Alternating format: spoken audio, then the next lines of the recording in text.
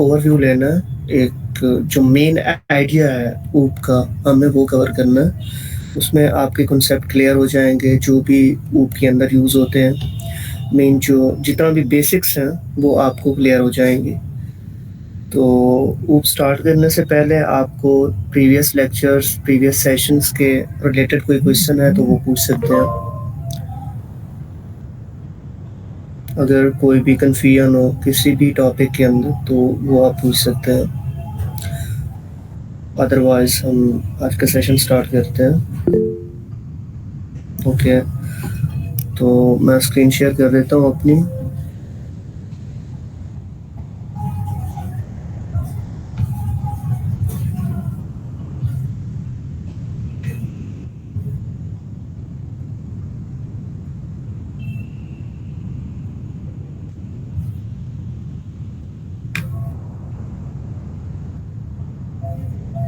अच्छा, मुझे कंफर्म कीजिएगा कि मेरी स्क्रीन विजिबल है सबको? जी विजिबल। और मेरी वॉइस भी क्लियर है? जी क्लियर है। ठीक हो गया। ओके, तो आज हम स्टार्ट करते हैं ऊप को। कल सर उमर ने काफ़ी आपको एक्सप्लेन किया होगा अच्छे से क्लास और ऑब्जेक्ट को। तो आई होप सो कि आपको समझ आई होगी क्लास और ऑब्जेक्ट को, ऑब्जेक्ट के बारे में, उसके बारे में कुछ एक आइडिया आपको मिला होगा। लेकिन आज मैं बेसिक से स्टार्ट करूँगा। थोड़ा-सा मैं क्लास और ऑब्जेक्ट को भी गो थ्रू करूँगा, और मेरा ज़्यादा फ़ोकस होगा कि मैं दूसरी चीज़ें जो यूज़ होती हैं यहाँ पर ऊप के अंदर, उनको मैं कवर करूँ। तो क्लास और ऑब्जेक्ट पर मैं थोड़ा टाइम लगाऊँगा। तो हम स्टार्ट करते हैं ऑब्जेक्ट ओरिएंटेड प्रोग्रामिंग को।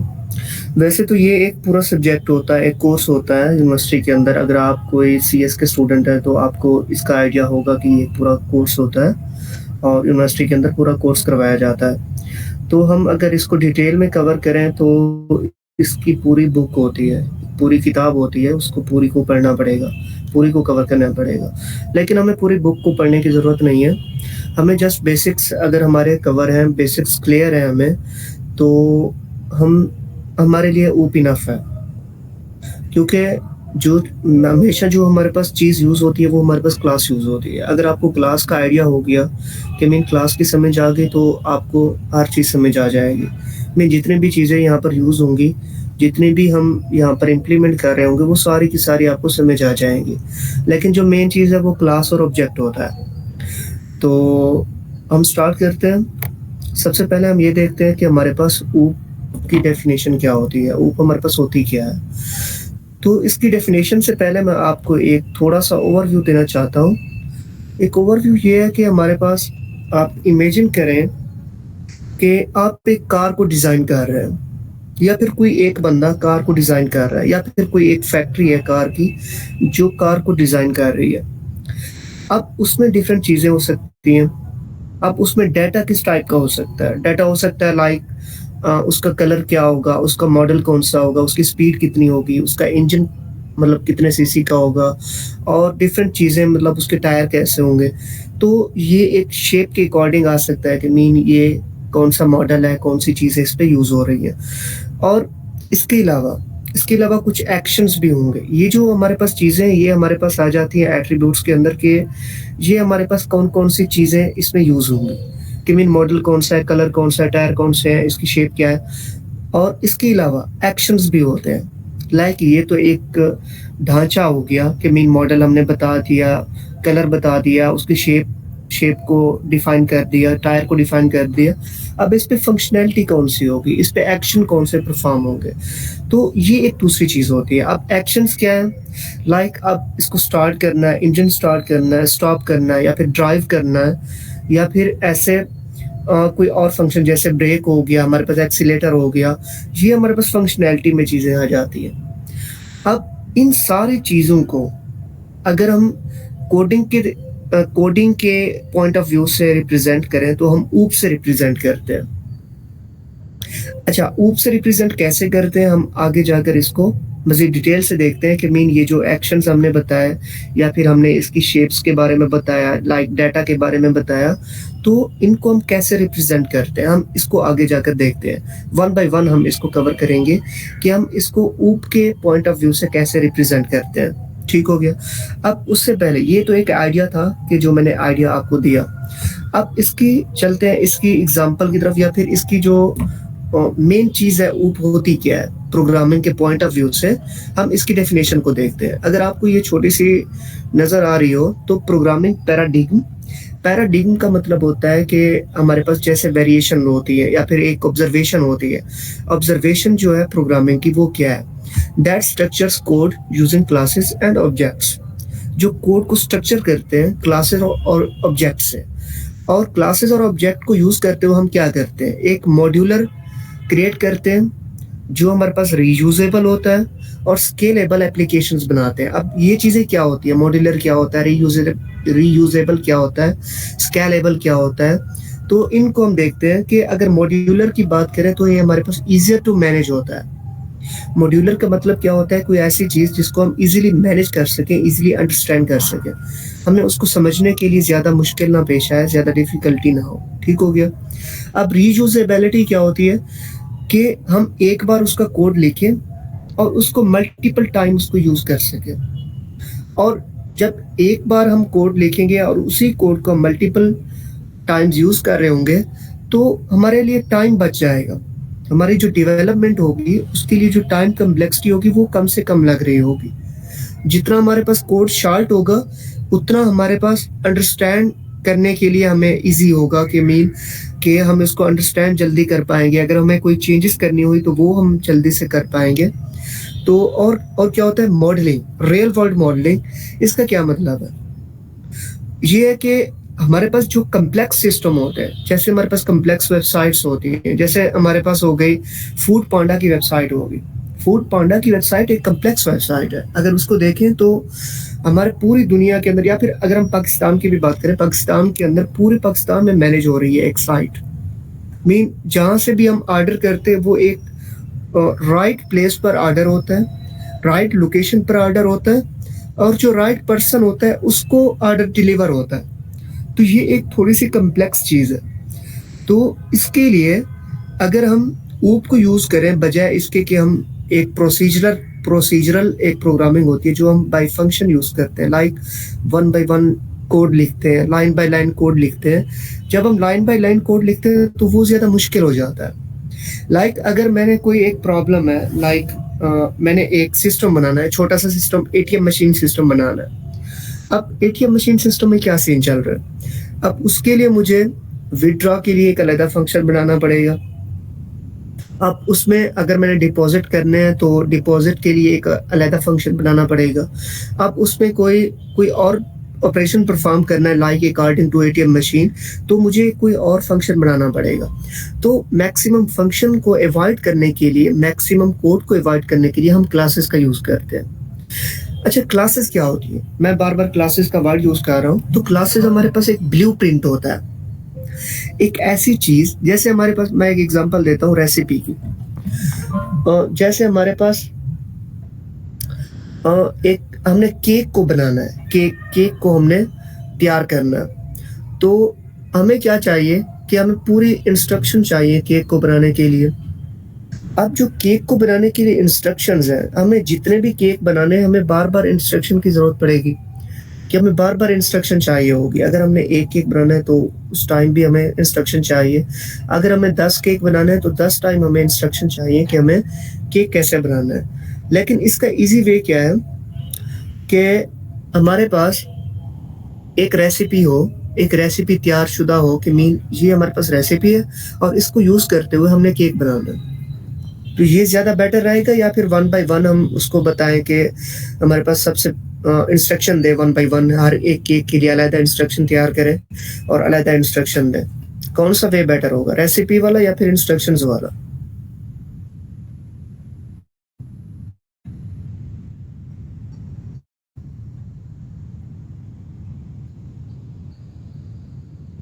हाँ जी, आप में से कोई बताएगा कि अगर हमें 10 केक बनाने हैं तो बार-बार इंस्ट्रक्शन देनी पड़े ये ठीक है या फिर हमें एक ही रेसिपी हो और सबके लिए एक ही रेसिपी यूज़ हो वो ठीक है? रेसिपी वाला। रेसिपी वाला ठीक है। तो इसलिए हम क्लासेस का यूज़ करते हैं ताकि हमें बार-बार इंस्ट्रक्शन ना देनी पड़े, हमें एक ब्लूप्रिंट मिल जाए और उसी ब्लूप्रिंट को यूज़ करते हुए हम क्या करें, एक एप्लीकेशन बना लें या फिर एक कोई जो हम टास्क परफ़ॉर्म करना चाहते हैं, वो हम परफ़ॉर्म कर लें। अब एक और है स्केलेबिलिटी। स्केलेबिलिटी क्या होती है कि हम उसमें कोई अगर एप्लीकेशन बना रहे हैं, तो उसमें कोई अगर हम फंक्शनैलिटी ऐड करते हैं या फिर कोई फीचर एक एक्स्ट्रा ऐड करते हैं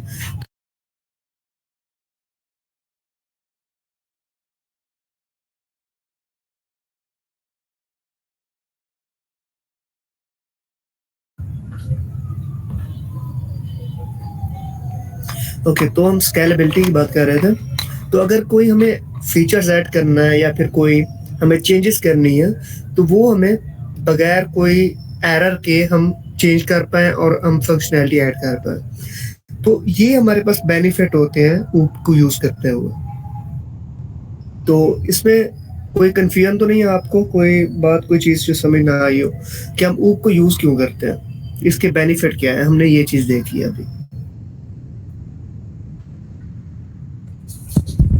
सर क्लियर है। ठीक हो गया। अब इस चीज़ को भी हमने डिस्कस कर लिया कि हमारे पास जो प्रोसीजरल प्रोग्रामिंग होती है या फिर ऊप होती है, इसमें क्या डिफरेंस होता है। अब इसमें भी देख लेते हैं कि हमारे पास जो वेल नोन डिफरेंस है वो कौन-कौन से हैं। एक तो है कि हमारे पास जो ऊप के अंदर हम क्या करते हैं, ऊप के अंदर हमारे पास जो कोड होता है वो एक ऑर्गेनाइज्ड फॉर्म में होता है। हम क्लास के अंदर लिख रहे होते हैं, हम फंक्शन को क्लास के अंदर यूज़ कर रहे होते हैं और ऑब्जेक्ट्स के अंदर यूज़ कर रहे होते हैं ताकि हम ईज़िली कोड को हम यूज़ कर पाएँ। रीयूज़ेबिलिटी हमारे पास बढ़ती है और हमारे पास क्या होता है कि हमारे पास एक स्ट्रक्चर वे में हमारे पास कोड प्रेज़ेंट होता है। लेकिन अगर हम दूसरे की बात करें, जैसे हम फंक्शन लिखते थे प्रोसीजरल प्रोग्रामिंग, उसमें हमारे पास क्या होता था कि अलग-अलग फंक्शन लिखते थे, अलग-अलग चीज़ें परफ़ॉर्म कर रहे होते थे। और हमारे पास जो प्रोसीजरल प्रोग्रामिंग होती है वो हमारे पास सी लैंग्वेज में अभी तक भी हो रही है। और जो अर्ली पाइथन थी, अब जो पाइथन हम यूज़ करते हैं वो अपडेटेड पाइथन है। लेकिन हम अर्ली पाइथन की बात करें तो उसमें काफ़ी सारी चीज़ें पुरानी थी जो हमारे पास सी लैंग्वेज में यूज़ होती थी या फिर जो सी प्लस प्लस हमारे पास लैंग्वेज थी, उसमें अक्सर चीज़ें यूज़ होती थी। लेकिन अब की जो पाइथन है वो काफ़ी अपडेट है, काफ़ी अपडेशन है उसमें।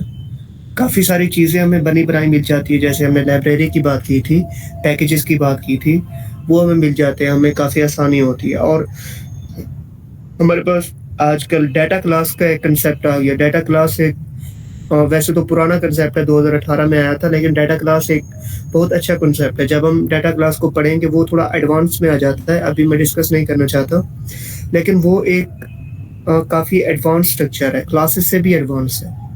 ठीक हो गया? तो इसमें डिफरेंस सिर्फ एक ही है कि हमारे पास जो प्रोसीजरल प्रोग्रामिंग है उसमें हम फंक्शन लिखते थे, लेकिन हम ऊप के अंदर क्लासेस लिखते हैं। ठीक हो गया? हम क्लासेस के अंदर भी हम फंक्शन लिखते हैं, लेकिन हम वो क्लासेस के अंदर लिखते हैं, उनका थोड़ा-सा डिफरेंट वे होता है बनाने का, फंक्शन बनाने का। तो जो हमारे प्रोसीजरल प्रोग्रामिंग थी उसमें हम सिंपल फंक्शन लिखते थे, हम उसको बार-बार कॉल करते थे। नेक्स्ट हम चलते हैं, हमारे पास कुछ चीज़ें हैं जो ऊप के अंदर यूज़ होती हैं, कंपोनेंट्स हैं। एक हमारे पास होती है क्लास, ऑब्जेक्ट, एट्रीब्यूट और मेथड।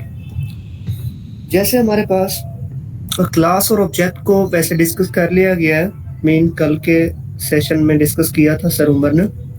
क्लास एक ब्लूप्रिंट होता है किसी भी ऑब्जेक्ट का, लाइक एक फैक्ट्री है कार बनाने वाली। कार बनाने वाली अगर फैक्ट्री है तो वो क्या करते हैं, एक स्ट्रक्चर को पहले से प्रिपेयर कर लेते हैं कि एक ही लाइक हमारे पास एक कार है, हम एग्जांपल लेते हैं, लाइक एमजी एक कार है। अब एमजी की कितनी गाड़ियाँ, हमारे पास लाखों में गाड़ियाँ होंगी एमजी की। तो यहाँ पर क्या है कि उन्होंने क्या किया, पहले एक ब्लूप्रिंट बनाया कि हमारे पास कार ऐसे बननी है, उसमें ये फीचर होने हैं, ये कलर होना है, ये चीज़ें होनी है। तो अब उन्होंने क्या किया कि जो भी कार बनानी हुई बस उसी ब्लूप्रिंट को उठाया और उसको लगा दिया। उसको जो स्टेप्स थे, जो हमारे पास ब्लूप्रिंट के अंदर जो चीज़ें थे, जो मेथड थे, एट्रीब्यूट थे, वो लगाकर उन्होंने एक गाड़ी तैयार कर ली। अब जितनी भी गाड़ियाँ तैयार होनी है वो एक ही स्ट्रक्चर में होनी है, तो उनको ज़्यादा मुश्किल नहीं होगी कि हमें दोबारा कोई डिज़ाइन तैयार करना पड़े, दोबारा कोई कलर की सजेशन लेनी पड़े या फिर कोई और चीज़ की मतलब एक्सपेरिमेंट करना पड़े। उनको वो चीज़ की ज़रूरत नहीं होगी, एक ब्लूप्रिंट होगा, बस उसके अकॉर्डिंग ही वो न्यू कार बना लेंगे। ठीक हो गया। अब है हमारे पास ऑब्जेक्ट। अब एक फैक्ट्री है, फैक्ट्री एक ब्लूप्रिंट बनाती है। ब्लूप्रिंट क्या होता है? एक स्ट्रक्चर होता है जो कार को बनाने के लिए अप्लाई होता है। अब हमारे पास एक ऑब्जेक्ट है। अब हमने क्या करना है? एक कार बनानी है। एक था ब्लूप्रिंट, अब उसी ब्लूप्रिंट की हमें कार बनानी है। जो हमारे पास कार होगी, जो हमारे पास कार होगी जो हमने बनानी है, वो हमारे पास होगा ऑब्जेक्ट, जिसके ऊपर हम ब्लूप्रिंट अप्लाई कर रहे होंगे। ठीक हो गया। और हमारे पास होता है एट्रीब्यूट। एट्रीब्यूट हमारे पास डाटा होता है, लाइक कौन सा कलर होगा, कौन सा मॉडल होगा, कौन सा हमारे पास इंजन होगा, कौन से हमारे पास उसकी शेप होगी। ये सारी चीज़ें आ जाती हैं एट्रीब्यूट के अंदर। अब जैसे हमारे पास अगर हम इंसान की बॉडी की एग्जांपल लें, तो एक इंसान है, एक इंसान एक ऑब्जेक्ट है। लाइक हम एग्जांपल लेते हैं कि इंसान एक ऑब्जेक्ट है, जो एक बंदा है वो ऑब्जेक्ट है। अब उसके कितने डाटा, उसका क्या होगा, एट्रीब्यूट उसके क्या क्या होंगे? उसके बाजू होगा, उसका दिमाग होगा, उसके टांगे होंगी, उसका दिल होगा, उसके लंग्स होंगे। मतलब ये जो सारी चीज़ें ये एट्रीब्यूट के अंदर आ जाती हैं। अब मेथड क्या होगा? मेथड होते हैं हमारे पास एक्शंस। लाइक अगर हम गाड़ी की बात करें, कार की बात करें, तो उसको स्टार्ट करना है, उसको स्टॉप करना है, उसको एक्सीलेटर देना है, उसको मीन और भी काफ़ी सारी चीज़ें होती हैं जो एक्शंस में होती है। और अगर हम इंसान की बॉडी की बात करें, मैं बोल रहा हूँ तो ये एक एक्शन है, मैं देख रहा हूँ ये एक एक्शन है, मैं मूवमेंट कर रहा हूँ ये एक एक्शन है। तो ये हमारे पास होते हैं मेथड्स। ठीक हो गया। इन कंपोनेंट्स की समझ आई आपको?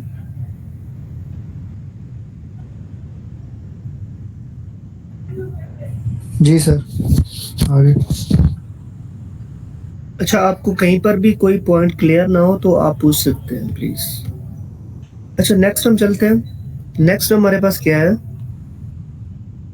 हमारे पास है कुछ कुछ मेन पॉइंट्स होते हैं, कुछ मेन, जैसे हमने कंपोनेंट्स की बात की, इसी तरह से कुछ ऐसे फैक्टर्स होते हैं, पिलर्स होते हैं, जिनको हम 4 पिलर्स कहते हैं।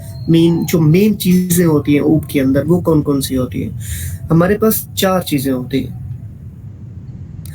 हमारे पास एक होता है इनकैप्सुलेशन, एब्स्ट्रैक्शन, इनहेरिटेंस, पॉलीमॉर्फिज्म। अब इनको मैं एक क्लियर कट में एक छोटी छोटी एग्जांपल देता हूँ आपको। अब इनकैप्सुलेशन की बात करते हैं। अब अगर मैं कहता हूँ कि मुझे एक गाड़ी बनानी, एक कार बनानी है, कार के अंदर कौन कौन सी चीजें आ रही है? हमारे पास 2 चीजें आ रही है। कार एक ऑब्जेक्ट है, ऑब्जेक्ट के अंदर कौन कौन सी चीजें आएंगी? 2 चीजें आएंगी, एट्रीब्यूट और हमारे पास क्या आएगा? मेथड आएगा। एट्रीब्यूट में क्या क्या आ जाएगा? आप में से कोई बताएगा कि एट्रीब्यूट कौन कौन से होंगे? एक कार बनानी है, कार के एट्रीब्यूट्स कौन कौन से होंगे? मैंने अभी डिस्कस किया है। इसके जितने भी फंक्शंस हैं। नहीं, फंक्शंस नहीं, हमारे पास एट्रीब्यूट्स और होता है, एक्शंस और होते हैं। मैंने एट्रीब्यूट्स की बात की थी। Anyone else?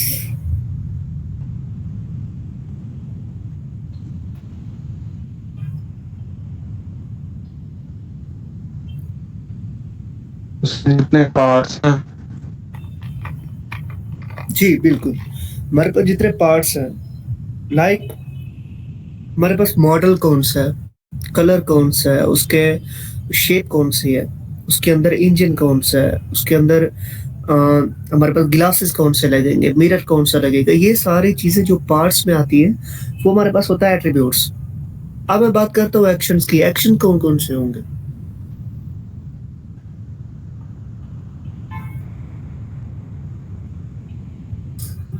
एक्शंस हमारे पास होंगे कि हमने स्टार्ट करना है, स्टॉप करना है, और हमने क्या करना है? ड्राइव करना है।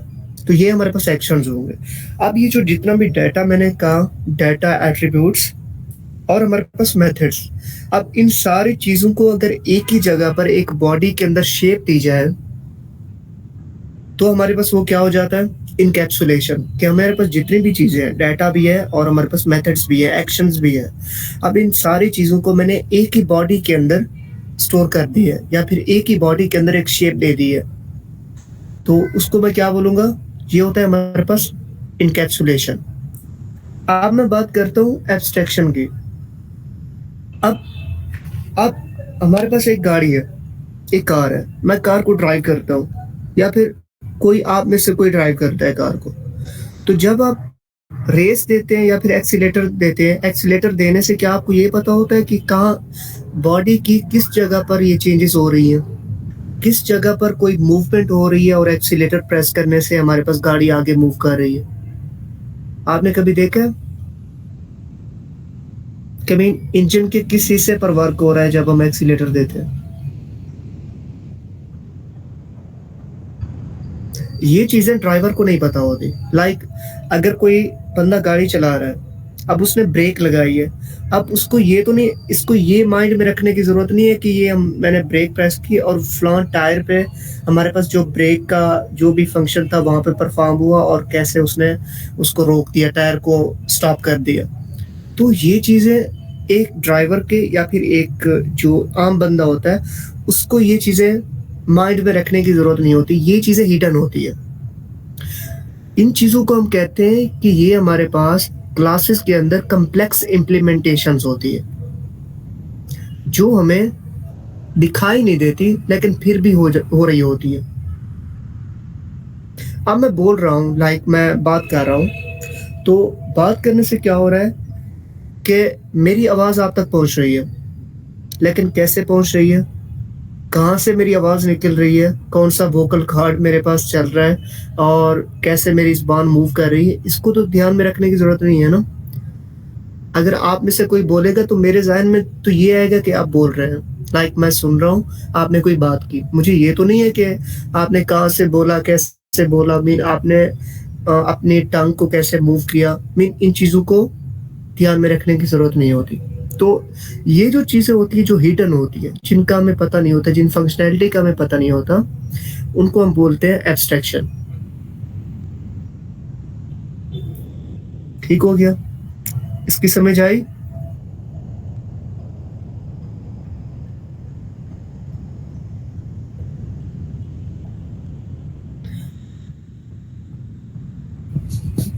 जी सर। अब इन दो में कोई कंफ्यूजन है तो आप पूछ सकते हैं एनकैप्सुलेशन और एब्स्ट्रैक्शन के अंदर।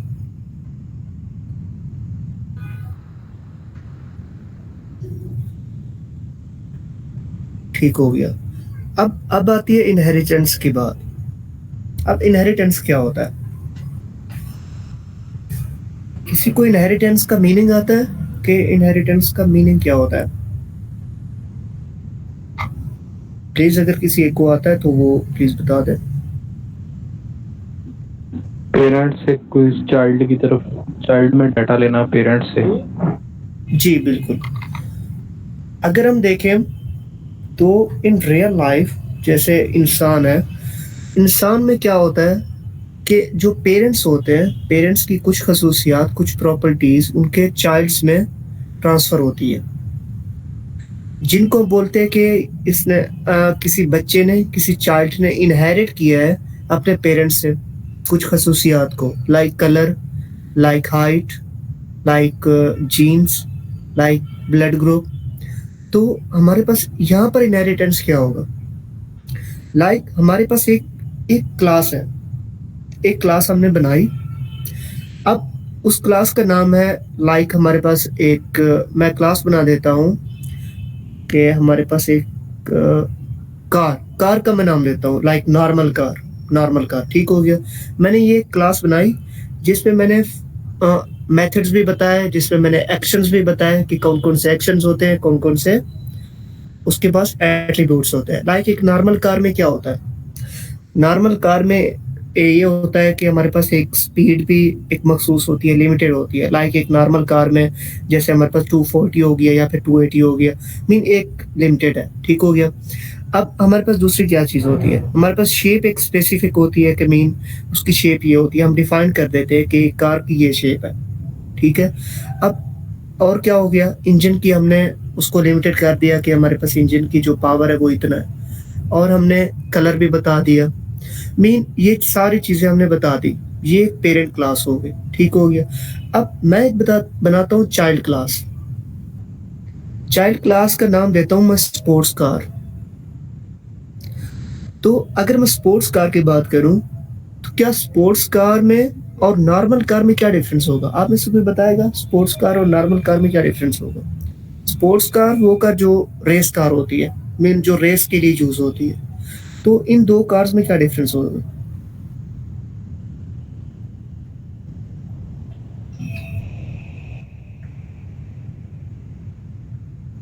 एनीवन?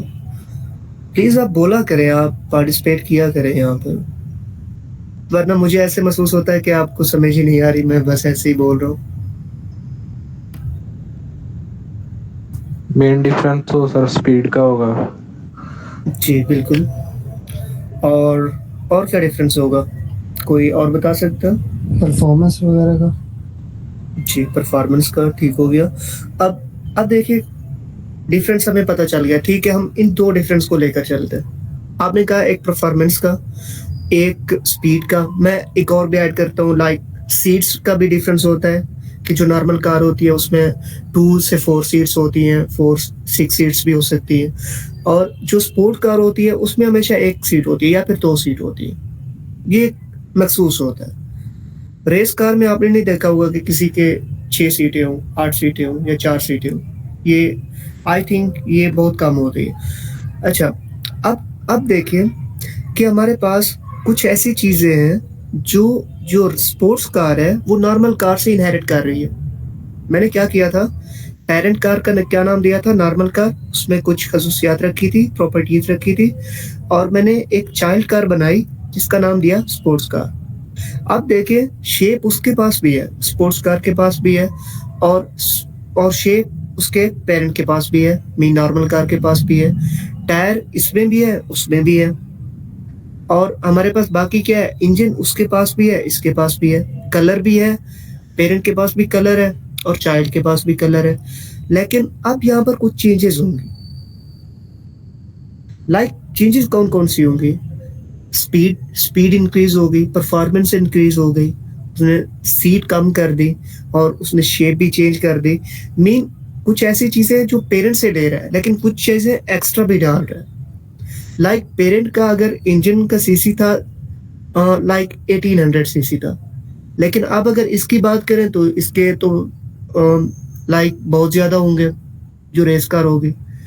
तो इस तरह से हमारे पास कुछ ऐसी चीजें होती हैं जो हम दो क्लासेस बनाते हैं, एक पेरेंट क्लास और एक चाइल्ड क्लास। और चाइल्ड क्लास कुछ प्रॉपर्टीज अपने पेरेंट्स से इनहेरिट करती है। लाइक इसका फायदा क्या होता है, इसका बेनिफिट क्या होता है कि हमने पेरेंट जब क्लास बनाई उसके अंदर हमने प्रॉपर्टीज सेट की, हमने एट्रीब्यूट सेट किए, और हमने चाइल्ड क्लास बनाई। अब अगर चाइल्ड क्लास के लिए हमें सेम चीज रिक्वायर्ड है, लाइक शेप की जरूरत है, हम चेंज कर सकते हैं। शेप एक एट्रीब्यूट तो सेम है ना, शेप। तो हम क्या करते हैं, शेप को हम क्लास चाइल्ड क्लास में डिफाइन नहीं करते, हम क्या करते हैं, इनहेरिट कर लेते हैं पेरेंट क्लास से। कि मीन हमारे पास पेरेंट क्लास में पहले से है पड़ा, तो हम पेरेंट क्लास का हम इनहेरिट करके यूज कर लेते हैं। ठीक हो गया? ये बात समझ आई? जी सर। ओके, तो आगे एक और है हमारे पास, पॉलीमॉर्फिज्म।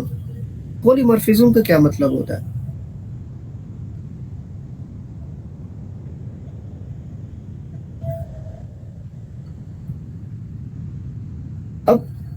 अब देखिए कि हमारे पास पॉलीमॉर्फिज्म जैसे नाम से जाहिर है कि many forms means many forms.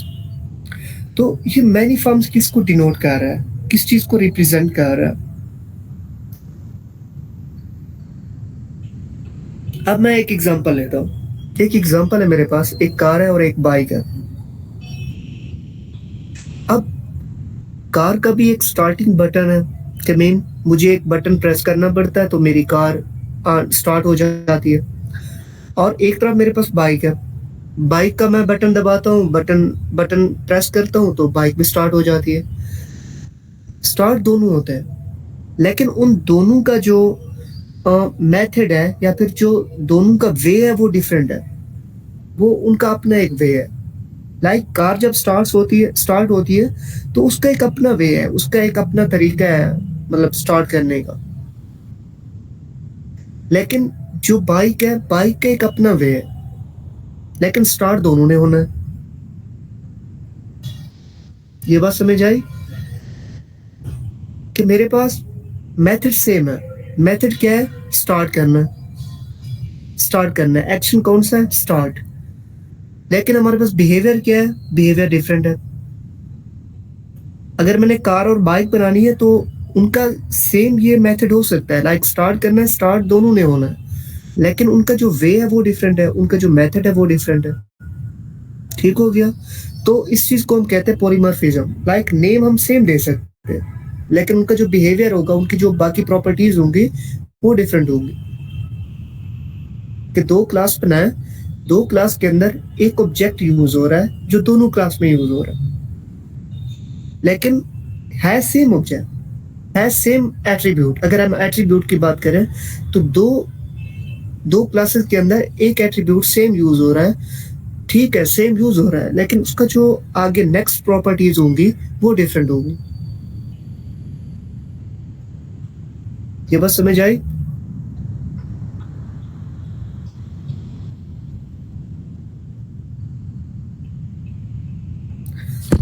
जी सर।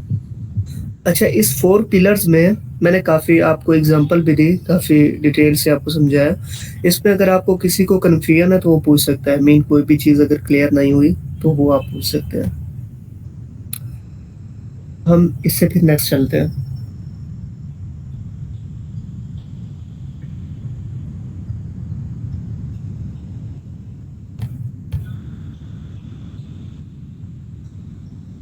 ठीक हो गया। हमारे पास नेक्स्ट स्लाइड है एक, कि हम क्लासेस और ऑब्जेक्ट को कैसे बनाते हैं।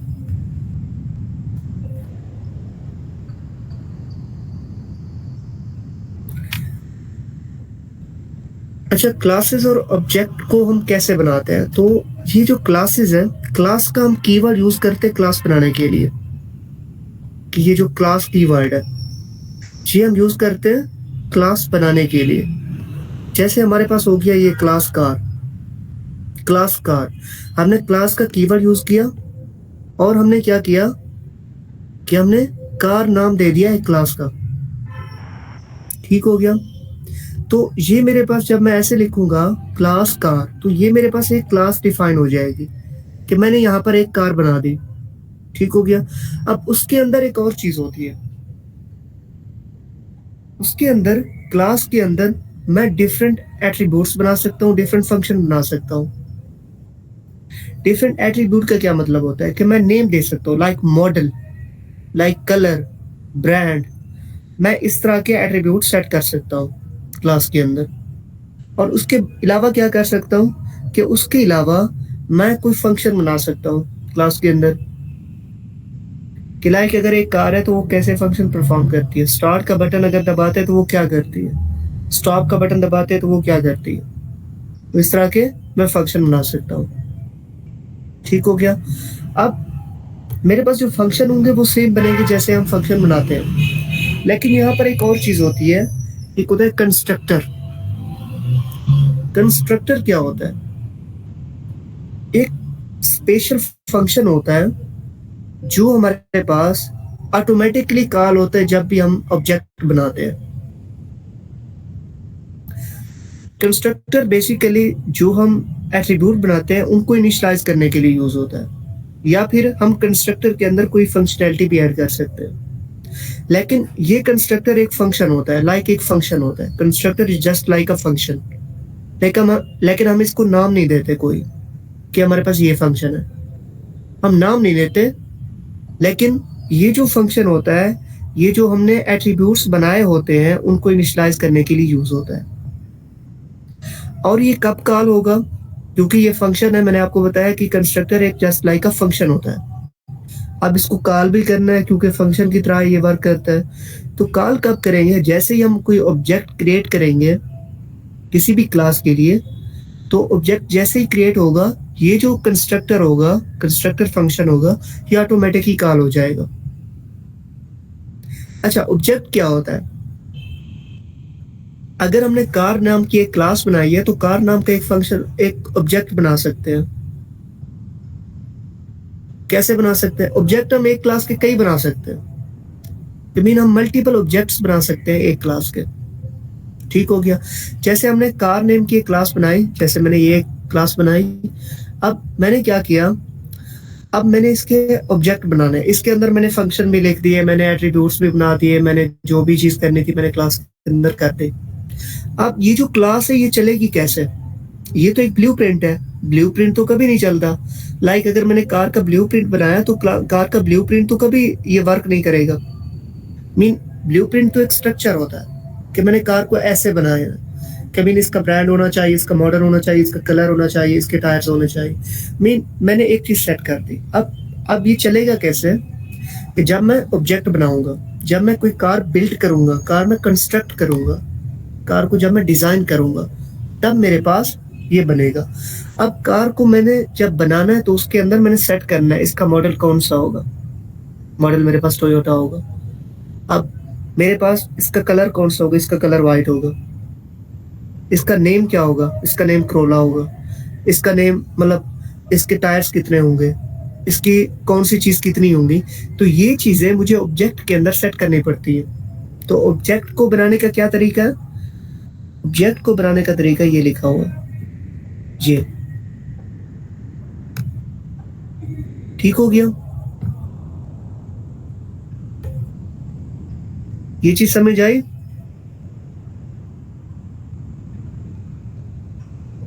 एक आइडिया समझ आया कि ये क्या चीज है? जी जी सर, आ गया। ठीक हो गया। हम नेक्स्ट चलते हैं। नेक्स्ट है हमारे पास एक्सेस मॉडिफायर्स।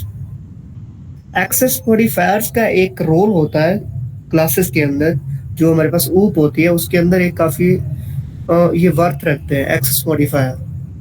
कैसे वर्थ रखते हैं कि लाइक मैंने एक ब्लूप्रिंट बनाया।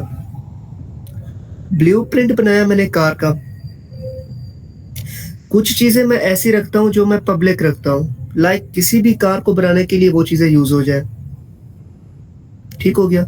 अब कुछ चीजें मैं ऐसी रखता हूं जिसको मैं लिमिटेड करता हूं कि मैं फ्लॉ अगर कार बने तो उसके लिए मैं ये चीज यूज कर पाऊं, अदरवाइज मैं ये चीज यूज ना करूं। लाइक मैंने ब्रांड बना दिया, एक प्रॉपर्टीज ब्रांड बनाई, कलर बनाई और इंजन बनाया। ये तीन चीजें मैंने बनाई जिसको मैंने प्रोटेक्टेड रखा। उनको मैंने क्या किया, कुछ एक्सेस दे दी कि मैंने फ्लॉ जगह पर फ्लॉ कार के लिए मैंने ये चीजें यूज करनी है, और जो बाकी चीजें हैं, बाकी जो जितनी भी कारें हैं उनके लिए मैंने ये तीन चीजें यूज नहीं करनी। ठीक हो गया? आई समझ? अच्छा, बाकी एक और होता है प्राइवेट। प्राइवेट का क्या होता है, कुछ ऐसी चीजें सेट कर देना जो सिर्फ उस क्लास तक महसूस रहे, महदूद रहे, क्लास तक महदूद रहे, लिमिटेड रहे, और उसके अलावा कहीं भी यूज ना हो सके। लाइक मैंने एक चीज प्राइवेट रख दी। प्राइवेट का क्या मतलब होता है, लाइक हम जैसे गिटहब का अकाउंट है प्राइवेट करते हैं, हम रेपोजिटरी रखते हैं प्राइवेट के लिए, मतलब वो सिर्फ हम खुद ही देख सकते हैं, उसके अलावा कोई और नहीं देख सकता। ठीक हो गया। तो हम जब भी चाहे हम प्राइवेटली उसको चेंज कर सकते हैं, हम देख भी सकते हैं, उसको डिलीट भी कर सकते हैं, रिमूव भी कर सकते हैं, जो भी करना चाहे हम प्राइवेटली कर सकते हैं। लेकिन कोई दूसरा बंदा मेरे अकाउंट से, मेरे गिटहब के अकाउंट से वो प्राइवेट रेपोजिटरी नहीं देख सकता। अब क्लास के अंदर भी ऐसे ही है कि मैं जो चीज़ भी बनाऊंगा वो मेरे पास प्राइवेट अगर मैं रख रहा हूँ, कोई प्रॉपर्टी प्राइवेट रख रहा हूँ, तो वो सिर्फ एक क्लास तक महदूद रहेगी, दूसरी क्लास में उसको हम यूज नहीं कर सकते। ठीक हो गया। तो ये तीन चीजें होती है। इन तीन चीजों का आइडिया हुआ। अब जितनी चीजें मैं डिस्कस कर रहा हूं, ये कंसेप्चुअल मैं आपको समझाने की कोशिश कर रहा हूं ये क्या क्या होती है। अब इनका जो मेथड है, इनका जो कोड है, कोड को याद रखना, कोड को लिखना इतना मुश्किल नहीं है, लेकिन इस कंसेप्ट को याद रखना कि ये चीज़ें कहाँ का यूज़ होती है, किस तरह से यूज़ होती है, वो ज़्यादा इम्पोर्टेंट होता है। ठीक हो गया? अब इन 3 चीज़ों का आइडिया हुआ? इन 3 चीज़ों में अगर किसी को कोई समझ नहीं आया तो वो पूछ सकता है। जी सर, क्लियर है सर। प्राइवेट में जो है वो चाइल्ड भी नहीं उस क्लास को देख सकता। नहीं, कुछ प्रॉपर्टी हम रखते हैं चाइल्ड में, तो नहीं, वो पेरेंट सिर्फ में रखें। जी जी। ओनली सिर्फ क्लास देख सकती है, मीन ओनली सिर्फ क्लास का जो ऑब्जेक्ट होगा वो देख सकता है, चाइल्ड नहीं देख सकता, इसलिए तो हम प्राइवेट कर रहे हैं। और प्रोटेक्टेड में जो है वो चाइल्ड देख सकता है। जी, वो चाइल्ड देख सकता है। चाइल्ड के अलावा दूसरी क्लासेस नहीं देख सकती, लेकिन पब्लिक के अंदर दूसरी क्लासेस के अंदर हम यूज कर सकते हैं, दूसरी क्लासेस के अंदर हम देख सकते हैं। ठीक हो गया?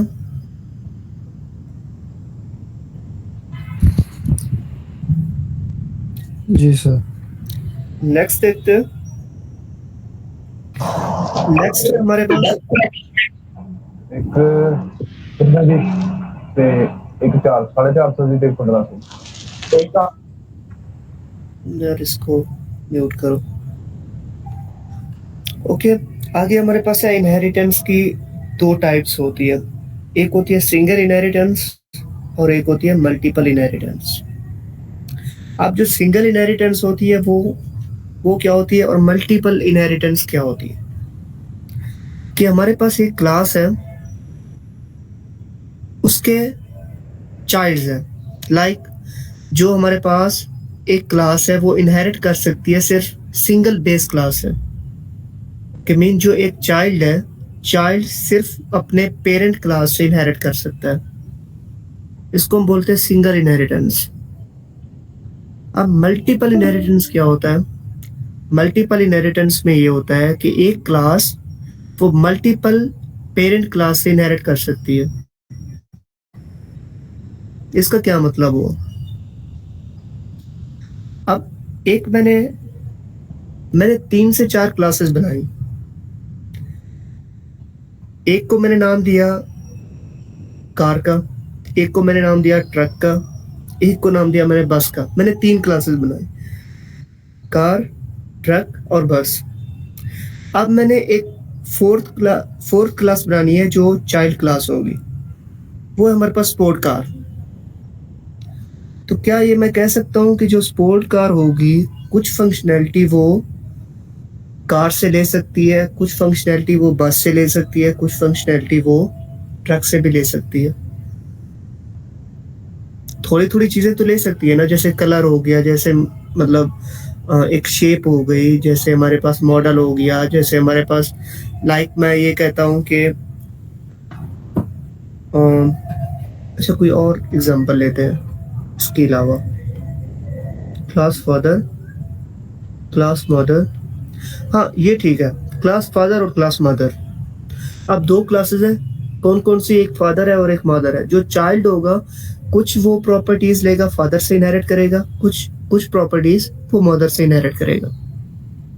तो इस तरह से हो सकता है कि मीन मल्टीपल इनहेरिटेंस क्या होती है कि जो चाइल्ड क्लास होती है वो मल्टीपल बेस क्लास से इनहेरिट करती है। वो 2 भी हो सकते हैं, वो 4 भी हो सकते हैं। ठीक हो गया? इसकी समझ आई? सिंगल इनहेरिटेंस और मल्टीपल इनहेरिटेंस।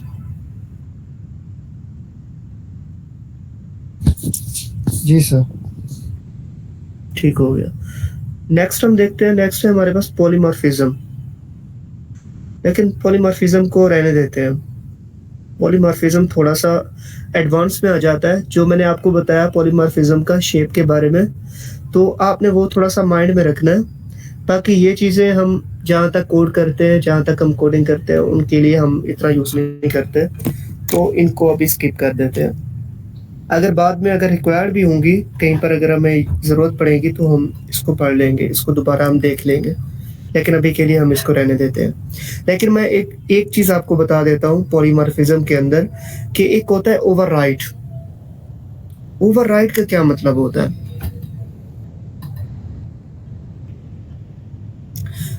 अब मैं 2 फंक्शन बनाता हूँ, मैं आपको एग्जांपल लेता हूँ। 2 फंक्शन बनाता हूँ, एक फंक्शन मैंने बनाया फैक्टोरियल के नाम से, फॉर एग्जांपल मैंने एक फैक्टोरियल के नाम से फंक्शन बनाया, उसके अंदर मैंने कोड लिखा, उसके अंदर मैंने ऑपरेशन परफॉर्म किए, जो भी करना हुआ मैंने किया।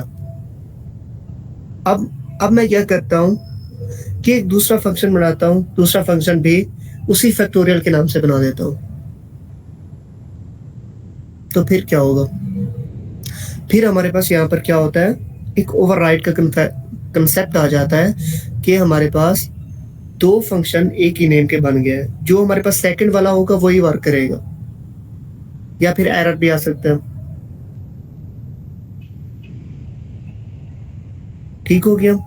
ये होता है हमारे पास ओवरराइड के, मतलब सेम नेम के दो फंक्शन बनाए या फिर तीन फंक्शन बनाए। अब इसको हैंडल करने के लिए हम क्या करते हैं, इसको हैंडल करने के लिए जो इसके जो लाइक हमारे पास यहाँ पर पैरामीटर्स होते हैं, पैरामीटर्स की वैल्यू चेंज कर देते हैं। कि एक फंक्शन बनाते हैं जिसके पैरामीटर सेट करते हैं 3, कि वो एक फंक्शन 3 पैरामीटर ले रहा है, और दूसरा फंक्शन जो कि सेम नेम से है वो 2 पैरामीटर ले रहा है। तो अब जाकर ये दोनों फंक्शन अपनी अपनी फंक्शनैलिटी परफॉर्म करेंगे। ठीक हो गया, ये बात समझ आई। अब नेक्स्ट हमारे पास है लास्ट में वही सेम चीज़ जो हमने डिस्कस की अभी तक, उसको समराइज किया हुआ है और कुछ एडवांटेजेस लिखे हुए हैं कि हमारे पास जो ऊप होती है उसके एडवांटेजेस कितने होते हैं, क्या क्या एडवांटेजेस होते हैं, क्या क्या उसकी मतलब फ़ायदे कितने होते हैं, बेनिफिट कितने होते हैं। तो ये हमने फर्स्ट पर डिस्कस किया था कि हमारे पास इसकी रीयूजेबिलिटी होती है, maintenance, modularity, scalability, real world modelling. तो ये चीज़ें हम देख चुके हैं। अब अगर आपको किसी को कोई सवाल हो, किसी को कोई कन्फ्यूजन हो तो वो पूछ सकते हैं।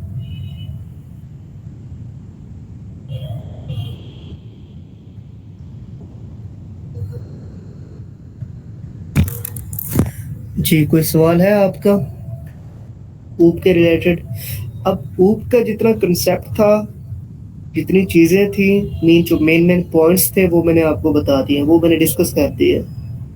अब इसकी जहाँ तक कोडिंग की बात है, कोड आप देख भी सकते हैं, बुक से देख सकते हैं, किसी सोर्स से देख सकते हैं। हम कोड की तरफ इसलिए नहीं मूव कर रहे कि जब हम आगे मूव करेंगे, जब हम आगे पढ़ रहे होंगे कोई इसके रिलेटेड, इस ऊप के रिलेटेड, तो आपको वहाँ पर भी समझ आ जाएगा कोड।